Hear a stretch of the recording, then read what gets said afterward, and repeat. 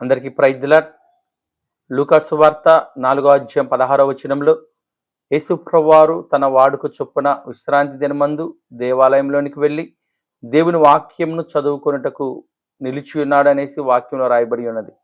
అదేవిధంగా మనందరికీ కూడా అలవాటు ఉండాలి, దేవుని మందిరానికి రెగ్యులర్గా వెళ్ళే అలవాటు ఉండాలి. దేవుని వాక్యాన్ని మనము ప్రతిరోజు కూడా ధ్యానించే వారి వలె ఉండాలి. దేవుని సన్నిధిలో మనం ప్రార్థించే వారి వలె ఉండాలి. ఇతరులకు మనం సహాయం చేసే వారి వలె ఉండాలి. ఇతరులను మనం ప్రేమించే వారి వలె ఉండాలి. అదేవిధంగా ఇప్పుడు కూడా మనము ప్రభు యొక్క అడుగుజాడలు నడిచి ప్రభు ఇచ్చే ఆశీర్వాదాలు మనము, మన కుటుంబం, మన బిడ్డలు పొందుకునే వారి వలె ఉండాలి.